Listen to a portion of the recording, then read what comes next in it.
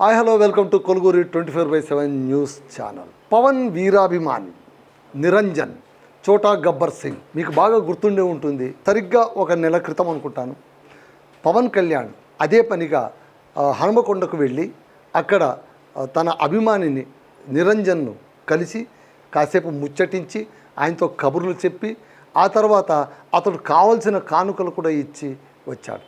Make a wish అన్నట్లుగా ఆ అబ్బాయి జన్యుపర లోపం అంటే జన్యు లోపంతోన ఎదుగుదలంతా సక్రమంగా లేకపోవడం వల్ల ఒక జన్యుపర వ్యాధితోన బాధపడుతున్నటువంటి అబ్బాయి, ఒక బీద తరగతి కుటుంబంలో పుట్టినటువంటి అబ్బాయి. ఆ అబ్బాయి 17 ఏళ్ళు అయినా సరే ఇక్కడ చూడండి ఆ అబ్బాయికి 17 ఇయర్స్, కానీ 17 ఇయర్స్ లాగా కనిపించాడు. ఎదుగుదల లోపం. అక్కడ పవన్ కళ్యాణ్ వచ్చారు. డిప్యూటీ ముఖ్యమంత్రి ఉప ముఖ్యమంత్రిగా ఉన్నా కూడా తన అభిమాని కోసం అంటే ఆయనకు చెప్పారు కొంతమంది, ఆ అబ్బాయి కోరిక ఉంది, మీతో చూడాలి, మిమ్మల్ని చూడాలి, మీతో మాట్లాడాలని. ఎందుకంటే ఆయన మీకు వీరాభిమాని. అంటే అభిమాని ఎక్కడ ఉన్నా కూడా ముఖ్యంగా హీరోలు వాళ్ళు రాజకీయ పదవులు ఉండొచ్చు, ఎక్కడైనా ఉండొచ్చు, కానీ సినీ హీరోలు అయిన తర్వాత వాళ్ళ అభిమానులను వాళ్ళు నిత్యం తలుచుకుంటుంటారు, గౌరవిస్తుంటుంటారు. ఎందుకంటే ఈరోజు పవన్ కళ్యాణ్కి ఈ రోజైనా సరే ఆయన రాజకీయాల్లో ఆయన ఉనికిని కాపాడుతున్నది కేవలం అభిమానులే. జనసేనలోనే ఇప్పుడు చేరారేమో కానీ వాళ్ళు మొట్టమొదట అతనికి వీరాభిమానులు. ఇప్పటికీ మనం చూస్తుంటాం పవన్ సినిమా వచ్చిందంటే వేలం వెర్రిగా అభిమానులు ఎంతలా ఎగబడిపోతుంటారు. పవన్ అంటే చాలు ప్రాణం ఇచ్చేటువంటి అభిమానులు మనకు లక్షల్లో ఉన్నారని చెప్పొచ్చు. అది ఆ వెండితెర మ్యాజిక్ అలా ఉంటుందన్నమాట. సో వెండితెర పైన ఒక వెలుగుతున్నటువంటి పవన్ కళ్యాణ్ ఇప్పటికీ కూడా ఆయన చరిష్మా తగ్గలేదు, ఆయన హీరో గ్లామర్ తగ్గలేదు. ఇప్పటికి కూడా మొన్నటికి ఆయన హరిహర వీరమల్లు సినిమా తీసినా లేదా ఓజీ సినిమా తీసినా కూడా, ఓజస్ గంభీర సినిమా తీసినా కూడా జనాలు పిచ్చి ఎక్కినట్టు చూశారన్నమాట. అంత క్రేజ్ ఉన్నటువంటి నటుడు పవన్ కళ్యాణ్. సో వాళ్ళ అన్నకి ఎంత క్రేజ్ ఉందో, చిరంజీవికి ఎంత క్రేజ్ ఉందో అంతకు మించిన క్రేజ్ పవన్ కళ్యాణ్కు ఉందని మనమందరం ఖచ్చితంగా ఒప్పుకోవాలి. రాజకీయంగా అతని సిద్ధాంతాలు ఏమైనా ఉండొచ్చు, అతను పార్టీని సరిగా నిర్వహిస్తున్నాడా లేదా అతను అధికారంలో ఉన్నప్పుడు సరిగా ఉంటున్నాడా లేదా, ఆయన నిర్ణయాలు సరిగా తీసుకుంటున్నాడా లేదా, ఆయన ఎవరి చేతిలో కీలి బొమ్మయ్యారు, ఇవన్నీ కూడా రాజకీయపరమైనటువంటి చర్చలు. ఈ ఎపిసోడ్లో మనం వాటన్నిటి గురించి మాట్లాడవలసిన అవసరమే లేదు. ఇక్కడ మనం మాట్లాడాల్సింది ఏంటంటే ఒక సినీ హీరో, సినిమాలోన అత్యద్భుతంగా వెలుగుతున్నటువంటి హీరో, ఎంతో క్రేజ్ ఉన్నటువంటి హీరో, ఆ తర్వాత రాజకీయాల్లోకి వెళ్ళి అక్కడ అత్యున్నతమైనటువంటి పదవిని అనుభవిస్తున్నటువంటి ఒక రాజకీయ నాయకుడిగా ఉండి కూడా ఎవరో చెప్పిన మాట విని కర్ణాకర్ణిగా విని తనకు ఒక అభిమాని ఉన్నాడు. ఆ చిన్న అబ్బాయి ఏదో ఒక వ్యాధితో బాధపడుతూ ఉన్నాడు. ఆ అబ్బాయి మంచాన పట్టి ఉన్నాడు. ఆ అబ్బాయి చివరి కోరిక మీతో మాట్లాడాలని, మీతో కాసేపు గడపాలని. ఆ కోరిక తీరుతుందా, తీరకుండానే ఆ అబ్బాయి వెళతాడా అన్న మాట వినగానే ఆయనలో ఉన్నటువంటి ఒక మానవీయ కోణం ఖచ్చితంగా మేల్కొందని చెప్పాలి. ఎన్ని పనుల్లో ఉన్నా కూడా, బిజీ షెడ్యూల్లో ఉన్నా కూడా వాటన్నిటిని పక్కన పెట్టేసి కేవలం తన అభిమాని కోసం, రోగగ్రస్తుడైనటువంటి తన అభిమానిని చూడడానికి పవన్ కళ్యాణ్ హుటాహుటిన బయలుదేరి రావడం నిజంగా కూడా ఖచ్చితంగా మనం మెచ్చుకోదగినటువంటి అంశం. ప్రతి మనిషిలో కూడా కొన్ని మెచ్చుకోదగినవి ఉంటాయి, కొన్ని నొప్పించేవి ఉంటాయి, కొన్ని మెప్పించేవి ఉంటాయి. కానీ ఇక్కడ మాత్రం పవన్ కళ్యాణ్ని మనం ఒక హీరో లాగానే కాకుండా ఒక హ్యూమనిటేరియన్గా, ఒక మానవతావాదిగా మనం ఖచ్చితంగా చూడాలి. అతన్ని చూడడానికి వచ్చాడు. అతను చూడడానికి వచ్చినప్పుడు కూడా పెద్ద సందడి జరిగింది, కోలాహలం. ఆయన ఇంటి ముందు కావలసినంత సందడి. ఎందుకంటే ఆయన ఉప ముఖ్యమంత్రి, ఆంధ్రప్రదేశ్ ఉప ముఖ్యమంత్రి, కూటమి ప్రభుత్వంలోన కీలక పాత్ర పోషిస్తున్నటువంటి అలాంటి నాయకుడు, ఉద్దండ నాయకుడు ఒక సామాన్యుడి ఇంటికి రావడం అంటే ఒక దేవుడు భక్తుడి ఇంటికి రావడం లాంటిదేనే మనం అనుకోవచ్చు.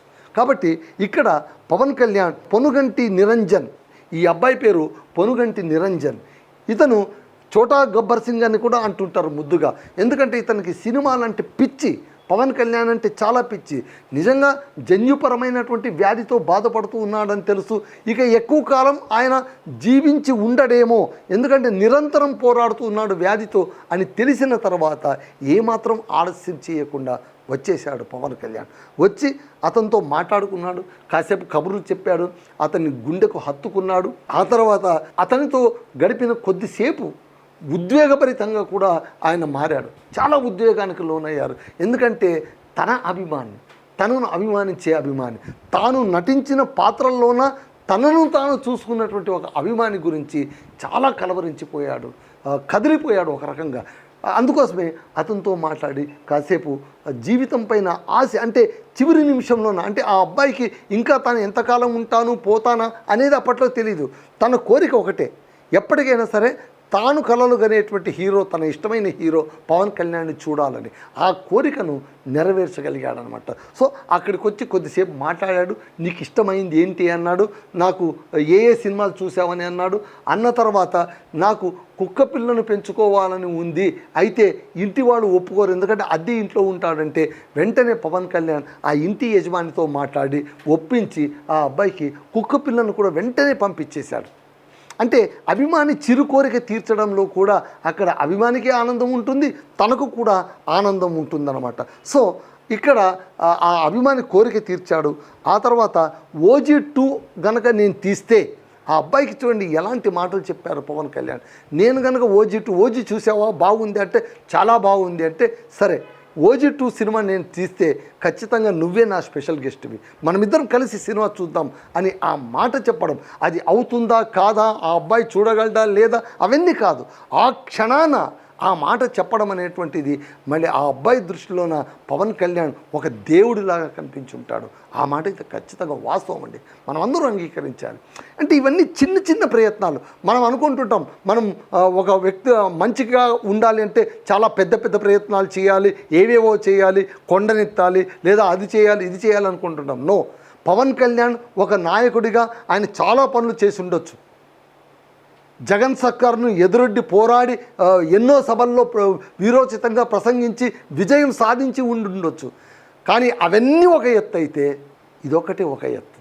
మనం ఏదో అంటాం చూడండి, శ్రీకృష్ణ తులాభారంలోన బంగారం నగలు అన్నీ ఒకచోట వేస్తే, కేవలం ఒక తులసి దళం వేస్తే అదంతా ఒక ఎత్తు తూచినట్టు ఇక్కడ నిరంజన్ను కలవడం అనేటువంటి ఒకే ఒక ప్రక్రియ, అది చిన్న ప్రక్రియ ఉండొచ్చు, కానీ అతన్ని పవన్ కళ్యాణ్ వ్యక్తిత్వాన్ని హిమాలయం కంటే ఎత్తుగా చూపించగలిగింది ఈ సందర్భంలో. ఈ సందర్భాన్ని మనం ఖచ్చితంగా గుర్తుపెట్టుకొని తీరాలి. అందుకోసమే నిరంజన్ ఇక లేడు అన్న విషయం తెలియగానే మొన్ననే వ్యాధితో పోరాడుతూ ముదిరిపోగా అతన్ని హైదరాబాద్కు తీసుకొచ్చారు. హైదరాబాద్లో ఆసుపత్రిలో చికిత్స పొందుతూ కనుమూశాడు నిరంజన్. సో ఈ విషయం విన్న వెంటనే ఆసక్తికరమైనటువంటి పోస్ట్ పెట్టారు పవన్ కళ్యాణ్.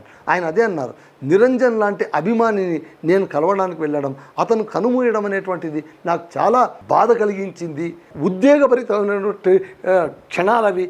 అతను నాతో పంచినటువంటి ఆ ఆనందపు క్షణాలని నా జీవితాంతం నేను గుర్తుంచుకుంటాను అని పోస్ట్ చేయడం. వాస్తవంగా చెప్పాలంటే పవన్ కళ్యాణ్ మళ్ళీ ప్రతిస్పందించాల్సిన అవసరం లేదు. ఎందుకంటే ఆ అబ్బాయి ఉన్నాడని తెలుసు, అతను తన అభిమానం తెలుసు, ఎవరో చేరవేశారో, అయ్యా మీరు చూస్తే బాగుంటుంది అని అనుకున్నారు, వెంటనే అతను వచ్చాడు, కలిశాడు, చూశాడు. ఇక్కడ మీరు గమనించండి, ఆ అబ్బాయి తెలంగాణ ప్రాంతం వాడని, తాను ఆంధ్ర హీరో అని ఇలాంటి బేసిజాలు ఏమీ లేవండి. అక్కడ కేవలం ఒక తెరవేల్పుగా పవన్ కళ్యాణ్ని నిరంజన్ చూశాడు. ఆ తెరవేల్పు ఈ అభిమాని కోసం, ఈ చిన్న అభిమాని కోసం ఖచ్చితంగా కదిలి వచ్చాడు. కదిలి వచ్చి అతని కళ్ళల్లోన ఆనందాన్ని ఇతను చూడగలిగాడు. ఆయన బహుశా నిరంజన్ జీవిత స్వప్నం, బహుశా జీవిత వాంఛ నెరవేరింది కాబట్టి తృప్తిగా కనుమూశాడేమో అని కూడా మనం అనుకోవచ్చు. సో ఇదండి.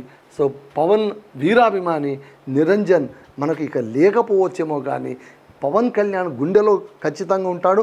ఆనాటి సంఘటనను చూసినటువంటి చాలామంది ప్రేక్షకులు కూడా ఖచ్చితంగా నిరంజన్ను గుర్తుంచుకుంటారు. ఒకవేళ పవన్ కళ్యాణ్ వాళ్ళ ఇంటికి వెళ్లకుండా ఉంటే నిరంజన్ ఎవరికి తెలిసి ఉండేదే కాదు, ఇలా వార్తల్లో నిలిచి ఉండేవాడే కాదు, చాలామందికి తెలిసి ఉండేవాడే కాదు.